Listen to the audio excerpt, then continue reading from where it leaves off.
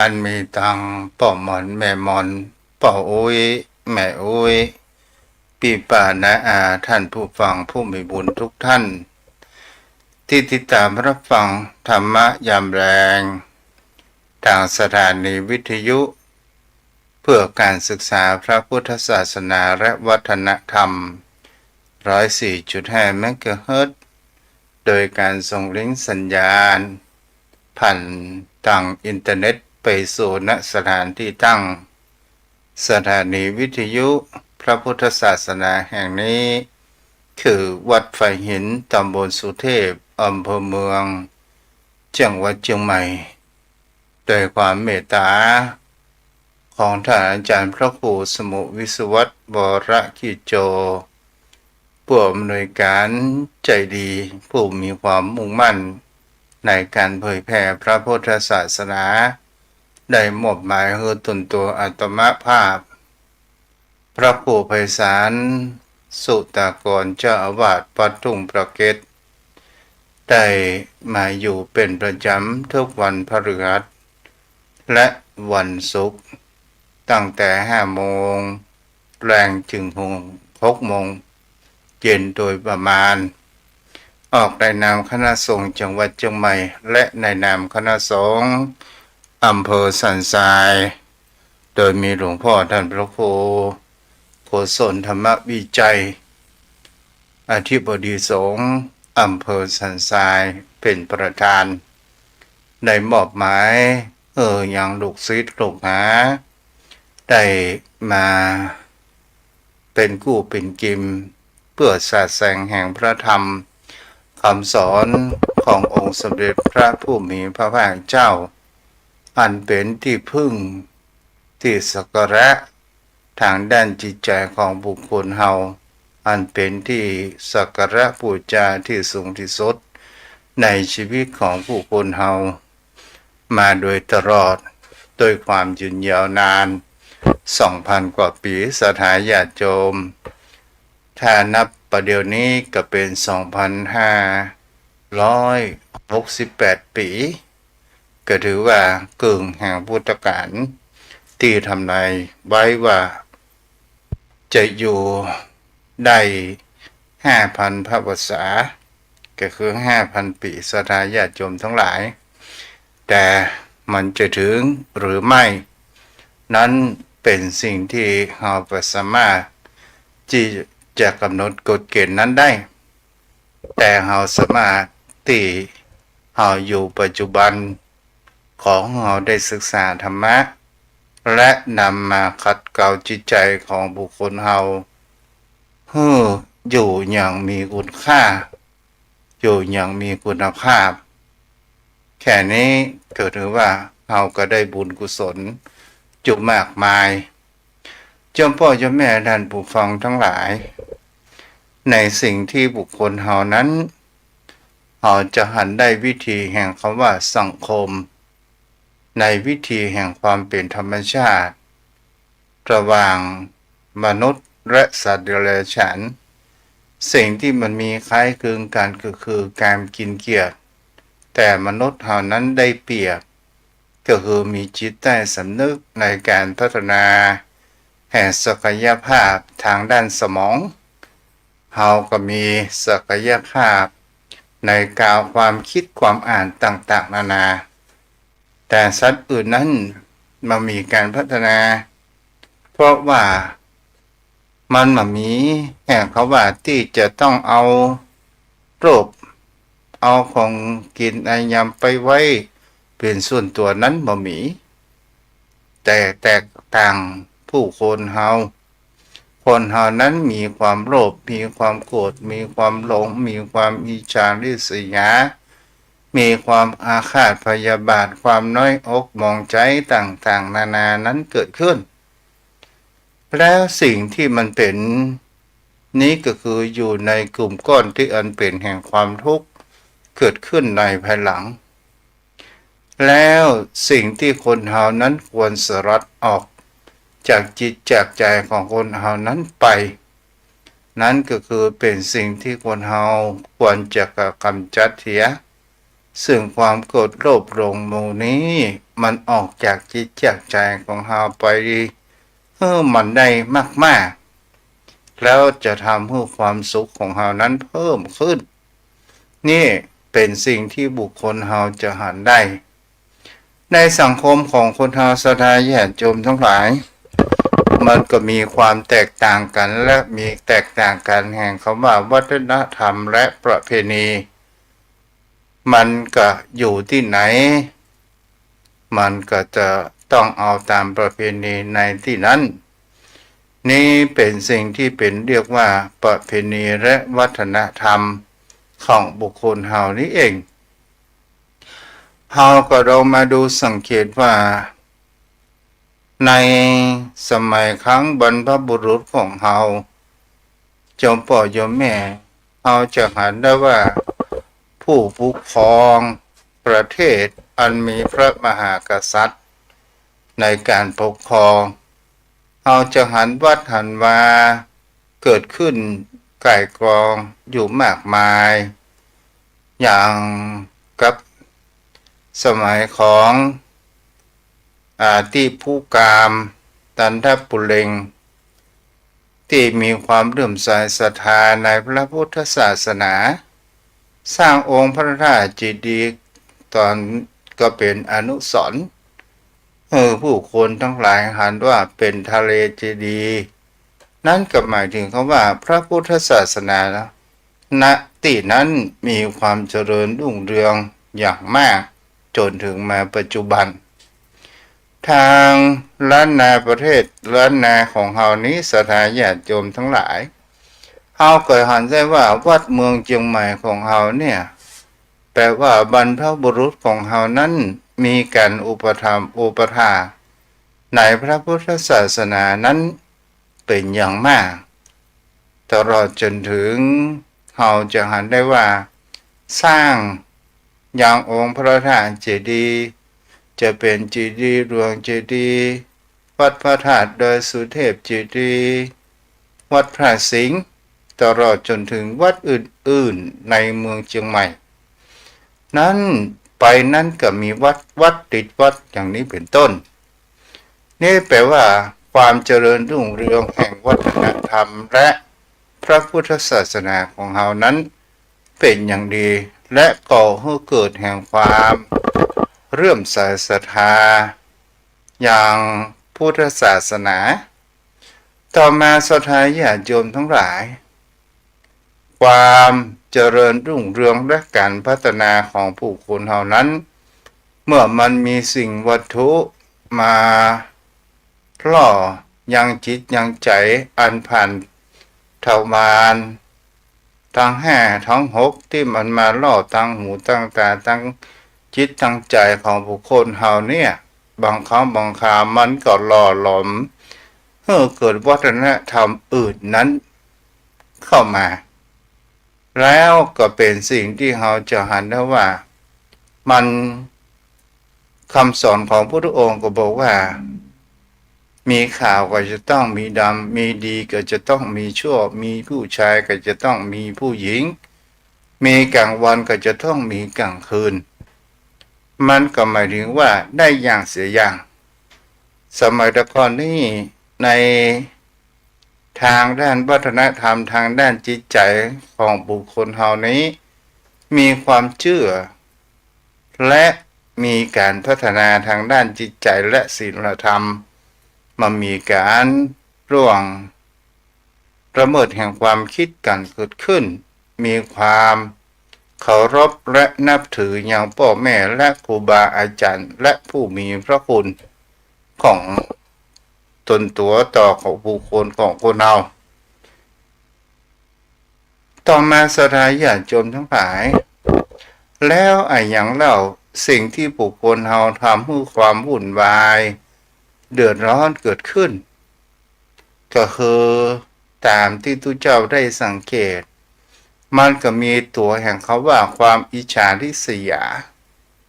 เราจะหันได้ว่าคนใดดีเด่นดังคนใดมีเงินมีทองมากมายเขาก็ไปมองเปิ่นว่าร่ำรวยผิดปกติ ก็มีบางครั้งบางคราวเปิ้นถูกหวยรวยเบอร์เฮาก็ยังมีความอิจฉาว่าสักวันมันก็ล่มจมอย่างนี้แหละสถานญาติโยมทั้งหลายเปิ้นฮ้องว่าความฝ่ายที่เป็นความอิจฉาริษยานี้มันก่อให้เกิดแห่งความ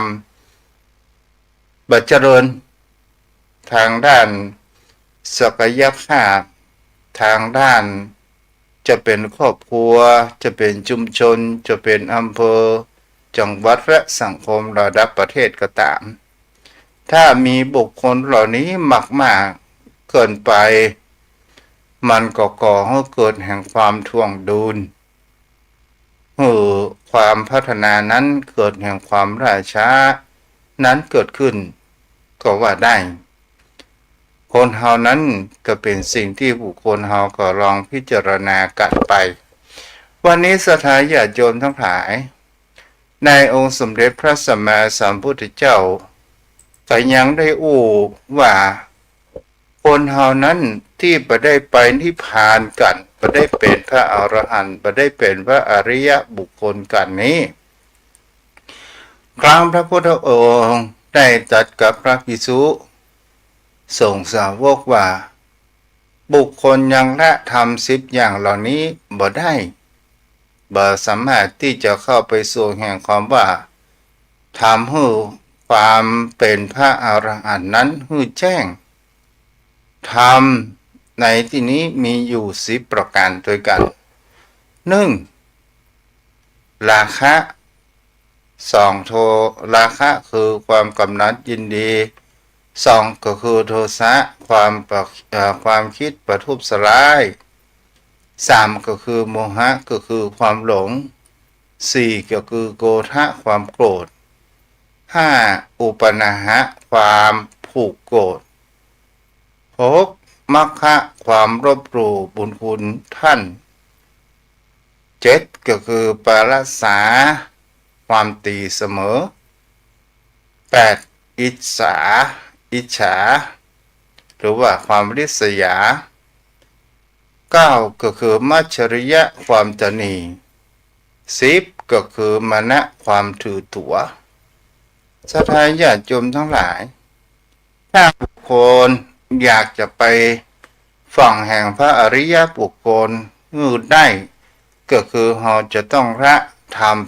10ประการที่พระเจ้านี้ได้มาศรัทธาญาติโยมรับฟังเช่นเฮานั้นจะไปถึงได้แล้วเฮาละอย่างได้พ้องดีกว่าเฮาบ่ละได้สักข้อยังละได้พ้องก็เป็นกำลังอกกำลังใจถ้าเฮาละบ่ได้อย่างเช่นเขาว่าราคะความกำหนัดและยินดีศรัทธาญาติโยมทั้งหลายเขาว่าราคะความกำหนัดยินดีหมายถึงเขาว่ามีความประพฤติในการที่ทางเพศตรงข้ามก็ตามตลอดจนถึงมีราคะเป็นคนรักสวยรักงามรักสะอาดสะอ้านเป็นคนบุคคลที่มีความละเอียดละออเกิดขึ้นแล้วเป็นบุคคลที่ต้องมีความตรงเป๊ะๆและเป็นคนเจ้าแง่เจ้างอนแสนต่างๆนานานี่ก็คือมีในลักษณะแห่งก็ว่าความกำหนัดยินดีหานบุคคลอื่นได้ดีก็มีความริษยานั้นเกิดขึ้นบุคคลเหล่านั้นละสิ่งเหล่านี้ได้หรือไม่อันนี้ก็เป็นคำถามต่อมาก็คือโทสะความคิดประทุษร้ายเนี่ยตัวนี้บุคคลถ้าละได้ก็ถือว่าจิตใจของนั้นก็เย็นและความคิดในแห่งคำว่าที่จะมาแห่งคำว่าโทสะนั้นเกิดขึ้นนั้นเราต้องมีสติและมีรักธรรมแห่งความเมตตานั้นเกิดขึ้นศรัทธาญาติโยมทั้งหลายคำว่าไฟแห่งโทสะเนี่ยมันก่อให้เกิดแห่งความ เดือดร้อนและวุ่นวายเกิดขึ้นในภายหลังและความกินแดงหูคิงนั้นเกิดขึ้นตามมาแล้วเฮามาหูทีหลังมันก็บ่สามารถที่จะแก้ไขอย่างนั้นได้เพราะว่าคนเฮาย้อนความคิดได้แต่ย้อนการเวลานั้นบ่ได้ต่อมาก็คือตัวที่สำคัญก็คือโมหะก็คือความหลงโมหะคือความหลงในที่นี้เนี่ยมันบ่ใจเป็นตัวแห่งเขาว่าศรัทธาตัวหลงในที่นี้มันก็คือความศรัทธาเหมือนกันแต่เป็นศรัทธาแห่งการขาดสติปัญญาในการพิจารณาไตร่ตรองนั้นเกิดขึ้นโกรธก็คือความโกรธเนาะมันข้อที่สองศรัทธาญาติโยมทั้งหลายอุปาณหะเนี่ยความผูกโกรธก็คือความอาฆาตนั่นแหละศรัทธาญาติโยมทั้งหลายความผูกโกรธนี้หมายถึงเขาว่าเฮาโกรธเขาแต่เฮาเก็บไว้ในใจแล้วเฮาบ่มีกำลังที่จะสู้ครบเขานั้นได้เขามีพละกำลังและมีวิชาและความรู้ทางด้านที่เพิ่นเฮาว่าไอ้หยังครับเป็นตำรวจเขามีอำนาจและกฎหมายกระทำตนตัวบุคคลเฮาโดยการที่ว่ายัดข้อหาให้เฮาและเฮาทำกับเขาบ่ได้แต่เฮามาเก็บมามึกอยู่ในจิตใจนี่ก็คือความผูกโกรธสุดท้าย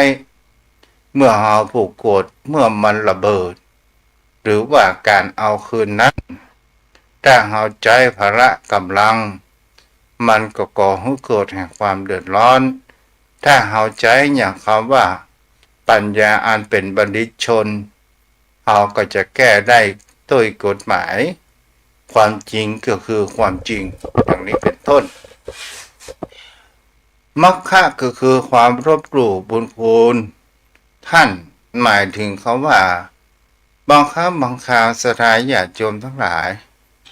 มันจะเป็นวัฏจักรนั้นหรือไม่อันนี้ลูกตุกับหูเด้อบางครั้งบางคราวเนี่ยเป็นสิ่งที่เอาลองมาดูสังเกตและพิจารณาดูว่าการกระทำของบุคคลเฮาเนี่ยถ้าบุคคลใดมีความกตัญญูต่อพ่อต่อแม่อนาคตไปหน้าเนี่ยก็จะต้องมีลูกเต้าที่จะอยู่ในถ้อยคำฟังคำสอนคำสั่งอยู่ตลอดเวลาและมามีความรบหลู่ในบุญคุณของพ่อของแม่บ่รบหลู่ครูบาอาจารย์แต่ถ้าว่าผู้คนใดเมื่อเป็นยามคนพอเวลาเติบโตมาลบหลู่บุญคุณของพ่อของแม่เป็นคนที่บ่ค่อยเชื่อฟังคำสอนกับแม่ของกับพ่อกับแม่แล้วมองว่าพ่อแม่นั้นเป็นคนโบราณค่ำคึอย่างนี้เป็นต้นตลอดจนถึงเหมือนคนในยุคปัจจุบันที่มองคำสอนขององค์สมเด็จพระผู้มีพระภาคเจ้าบางคนก็ว่าเป็นเรื่องไร้สาระเป็นเรื่องบ่มีแก่นสารพอเวลาถึงเวลาที่จะใกล้รับตาลงเพื่อหูคิงน้ำปิงพอแห้ง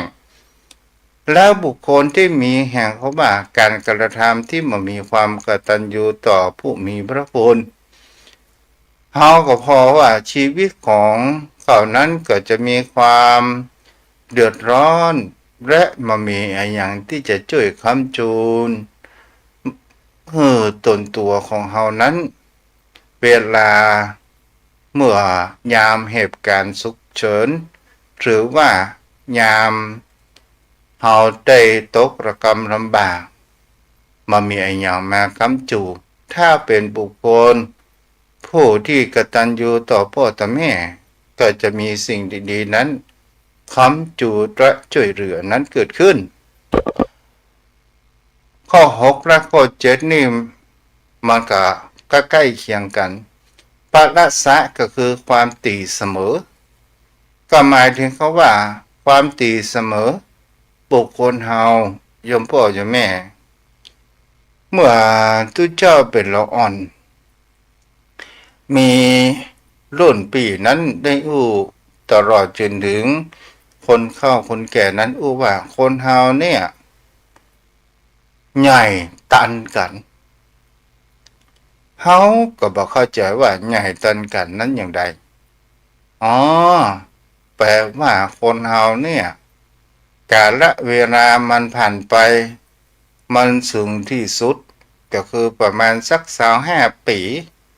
มันก็ยุติการเจริญเติบโตทางด้านศักยภาพทางด้านร่างกายของบุคคลเฮานี้เองแต่ความตีเสมอท่านนั้นหมายถึงคำว่าความคมหรือว่าเปิ่นเฮาเคยเรียนกับพ่อกับแม่แล้วหันว่าน้อยๆพ่อแม่ก็เป็นคนที่ก่อให้เกิดแห่งความรู้สอนอันใดสิ่งดีอันใดสิ่งที่บัดดีอันใดที่ควรทำอันใดที่บ่ควรทำอันใดมีประโยชน์อันใดไม่มีประโยชน์เปิ้นก็ได้สอนพอเวลาต่อมาสถาญาติโยมทั้งหลายพ่อแม่ก็ด้วยความเป็นห่วงเป็นหามบางครั้งบางคราวก็ไปด่าพ่อด่าแม่ตีตนเสมอท่านห้องพ่อห้องแม่เป็นกูมึงคิงฮ่าอย่างนี้เป็นต้นตลอดจนถึงมีการตีเสมอท่านในที่นี้ก็คือครูบาอาจารย์แล้วมองครูบาอาจารย์ว่าเป็นคนที่สอนตัวเองมาแล้วตัวเองกลับไปดูถูกเวลาตัวเองนั้นเรียนจบชั้นสูงมากกว่าเขาอย่างนี้เป็นต้นอิจฉาหรือว่าความริษยาก็ได้อุปแล้วมัจฉริยะคือความตนีความตนีเนี่ยสลายญาติโยมทั้งหลายถ้าเฮาอู้ถึงความตนีในจิตในใจก็หมายถึงเขาว่าบุคคลที่มาฮื้ออาภัยมาฮื้อถ้าเฮาอู้ภายในจิตใจของเฮาเนี่ยก็คือเป็นคนที่มาฮื้ออาภัยมาฮื้ออาโหสิกับมาฮื้ออาโหสิกรรมต่อไผและมันมีแห่งเขาว่าจิตใจเมตตาต่างๆนานาถ้าว่าความเป็นภายนอกก็คือทรัพย์สินเงินทองบุคคลที่มีความตนีทางด้านภายนอกอย่างเขาว่าของตัวเองเป็นเงินเป็นทองของคนอื่นนั้นบ่ได้สถานญาติโยมทั้งหลายมันก็เป็นสิ่งที่บังเกิดขึ้นมาเฮาก็หันได้ว่าบุคคลใดที่เป็นบุคคลที่ยื่นแบ่งปันโดยบ่หวังสิ่งตอบแทนใดๆทั้งสิ้นบุคคลนั้นเนี่ยเปิ้นเฮาว่าเป็นคนบุคคลที่จะมีบริวารเวลาเฮามีเหตุฉุกเฉินมีการมีงานเฮาก็จะได้รับแห่งน้ำจิตน้ำใจที่เปิ้นหันคุณต่อเมื่อแม้กระทั่งเข้าทัพพีเดียวก็ถือว่ามีคุณค่าเหมือนดังกับพราหมณ์ผู้ชื่อราทะครั้งเป็นพราหมณ์ที่ถูกทอดทิ้งจากลูกจากหลานเป็นคนมามีเฮ็ดแล้วอยากจะไปบวชพระพุทธองค์ว่าใครมีความสำนึกในคุณของพราหมณ์ผู้เท่านี้ก็คือพระสารีบุตรบอกว่าข้าพเจ้าสำนึกในพระคุณของพราหมณ์ผู้เท่านี้ข้าพเจ้าจะเป็นอุปชฌาย์จะเป็นผู้บวชกับราธะพราหมณ์ โดยความสำนึกว่าข้างพรามเมื่อมีกำลังเมื่อเป็นเศรษฐีกันยังได้ถวายข้าวทัพพีเดียวเมื่อกับข้าพเจ้าอย่างนี้แหละศรัทธาญาติโยมทั้งหลายมันก็เป็นสิ่งที่เราจะหันได้ว่าถ้าเราอันยังก็เป็นเงินเป็นทองอันยังเป็นก้าไปเสียหมดมันก็จะทำให้เราบ่ได้รับน้ำจิตน้ำใจจากบุคคลอื่นถ้าเราเอาเงินมันก็ได้เพียงแค่ครั้งสองครั้งถ้าเราเอาน้ำจิตน้ำใจมันจะมามีวันหมดเกิดขึ้นมันนั่นก็คือความถือตัวศรัทธาญาติโยมทั้งหลายความถือตัวเนี่ยเป็นตัวอันตรายมากบางคนบางท่านนี้ถือตัวหรือว่าอัตตาก็ตามว่า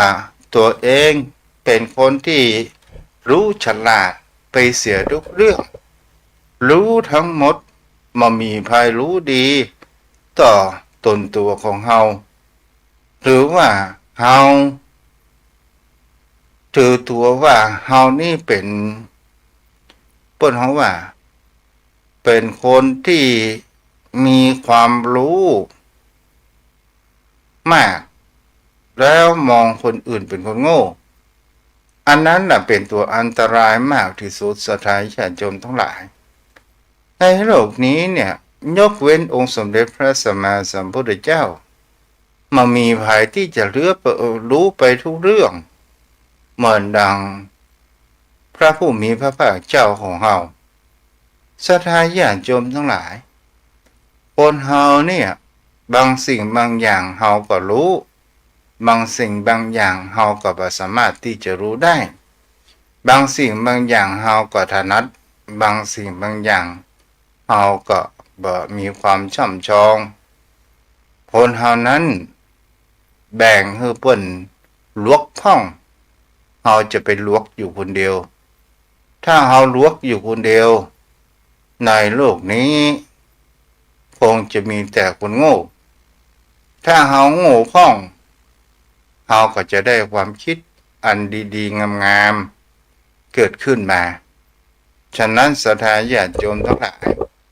ในข้อนี้เนี่ยใน10ข้อเนี่ยเฮาละได้ก่อนี่กะเฮาละข้อใดได้พ่องอย่างเช่นความโกรธเนี่ยเฮาก็สามารถที่จะทำให้เฮาปรับโกรธได้ถ้าเฮาเจริญเมตตาแผ่เมตตาเจริญสมาธิภาวนามันละได้อยู่ศรัทธาญาติโยมทั้งหลายเพราะว่ามันจะมีตัวสติตัวที่จะรู้ทันแห่งการที่คนเฮานั้นจะโกรธถ้าประพฤติปฏิบัติธรรมโมหะก็เช่นเดียวกันอยู่ในตระกูลแห่งคำว่าโทสะโมหะโกรธเนี่ยศรัทธาญาติโยมทั้งหลายถ้าเฮาละใน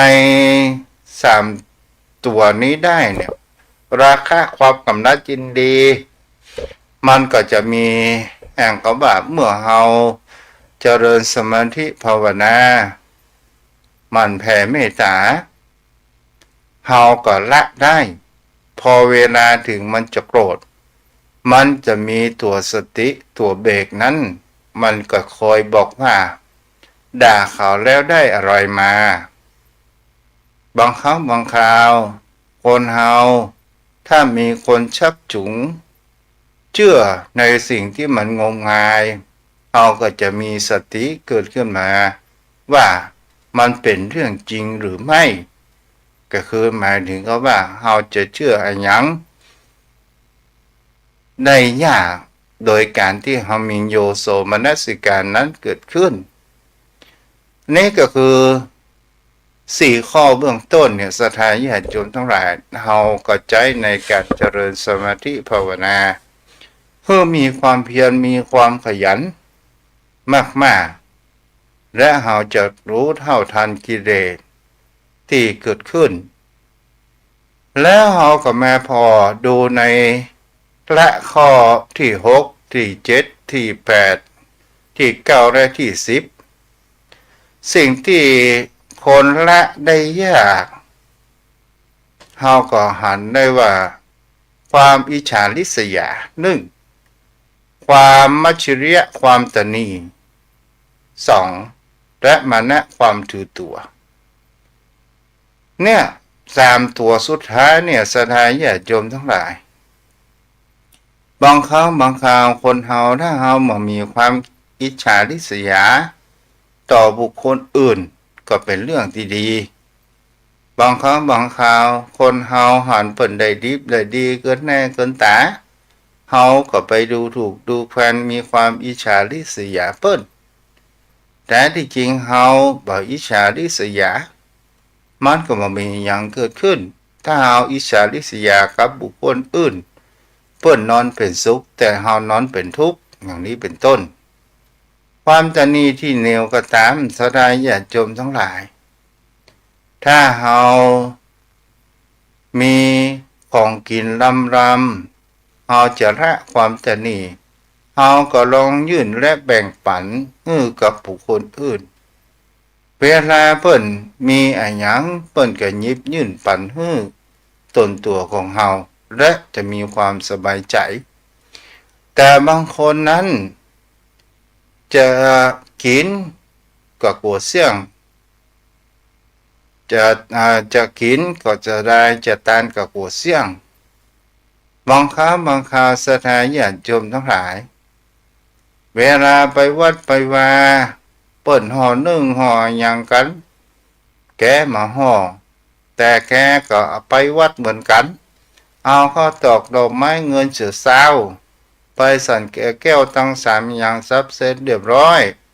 เวลาจะกลับบ้านกับจองปูจาห่อนึ่งแข็งหังเลยแกมาก็โหอย่างนี้เป็นต้นเนี่ยสถานญาติโยมทั้งหลายเฮาก็จะหันได้ว่านี้ก็คือเป็นคนที่มีความตนีแล้วถ้าว่าเป็นคนเวลาเปิดมีงานวัดงานวาเอาแป้งขนมจอกมาสู่กันเวลามาฟังน้ำฟังธรรมตลอดจนถึงมีสิ่งของที่เฮาเก็บไว้ยามเมื่อหม่องหล่นเฮาก็เก็บมาดองและเฮาก็เอาไปยื่นแบ่งปันเวลาที่มีกิจกรรมเปิ้นก็มีความระลึกถึงว่าโอ้วันนี้เขาไปที่ไหนเนี่ยมาได้กินหม่องดองอย่างนี้เป็นต้นเนาะนี่แหละสถานญาติโยมทั้งหลายมันก่อให้เกิดแห่งความเสน่หานั้นเกิดขึ้นได้ความถือตัวเนี่ยตัวอันตรายมากที่สุดสถานญาติโยมทั้งหลายความถือตัวเนี่ยถ้าคนเฮาถือยศถืออย่างถือศักดิ์ถือศีลอย่างต่างๆนานาและเฮาก็ดูว่ามันจะมีคนคบค้าสมาคมหรือไม่จะมีคนเข้าใกล้ได้ขนาดไหนแต่ถ้าว่าคนเฮาถึงมียศแต่เฮาบ่ได้ใจอำนาจ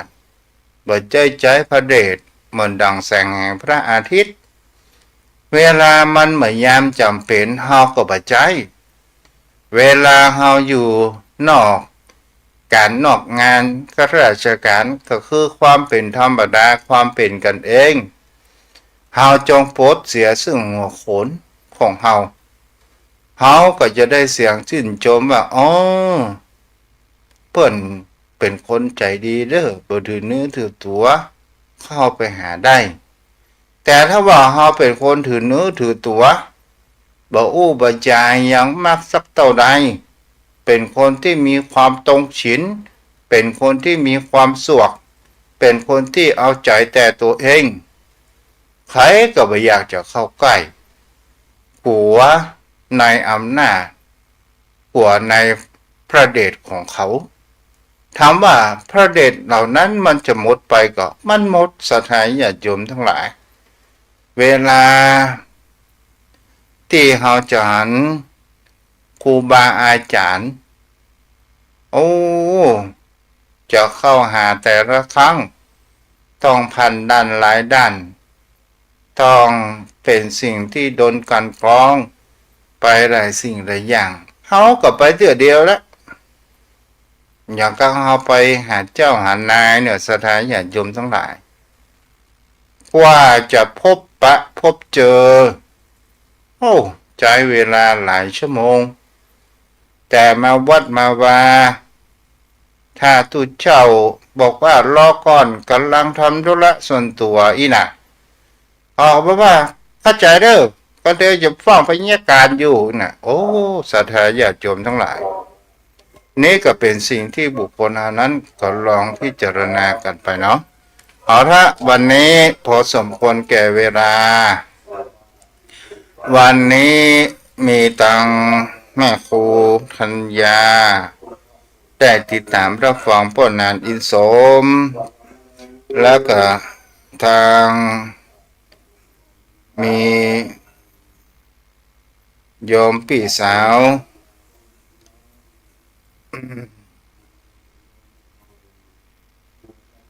ก็ได้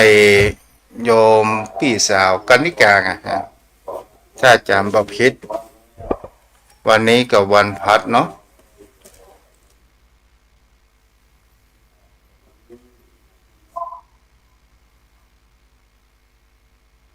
เดี๋ยวเด้อ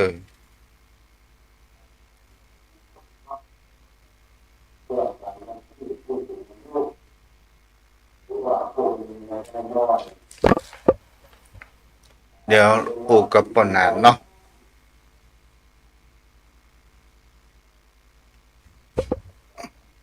อ๋อ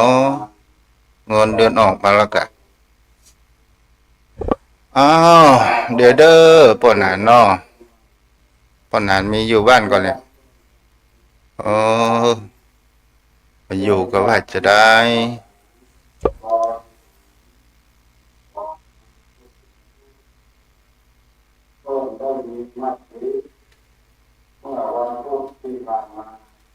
ให้บ่สะดวกเนาะวันนี้ปนานมาอยู่บ่สะดวกก็เอาละเอาก็จะได้อู้ได้จ๋าเรื่องแห่งธรรมะนั้นโยมพ่อโยมแม่นั้นเรารับฟังกันโยมพ่อโยมแม่ท่านผู้ฟังทั้งหลายในโลกนี้เนี่ยถ้าเราดูในหลักธรรมคำสอนของพระพุทธองค์นั้นได้ตรัสว่าธรรมทั้งปวงเนี่ยก็หมายถึงเขาว่าธรรมะในที่นี้ก็คือธรรมชาติคำว่าธรรมชาติเนี่ยเป็นสิ่งที่บุคคลเฮานั้นจะหันได้ว่าวัฏจักรแห่งธรรมชาติมันมีทั้งสมหวังและไม่สมหวังถ้าเฮาอู้ธรรมชาติถ้าเฮาอู้ในแห่งความเป็นธรรมชาติเฮาบ่สามารถที่จะกำหนดกฎเกณฑ์ว่า อะไรอย่างจะเกิดขึ้นได้นี่แหละเป็นสิ่งที่บุคคลเฮาก็ลองได้สังเกตพิจารณากันไปตัวเองเอาไว้ที่นี้เด้อเสียงประชาสัมพันธ์มันดังเกินไปหน่อยเอาละโยมพ่อโยมแม่วันพุธมาอยู่กันใหม่เด้ออายุวโนสุขังพลัง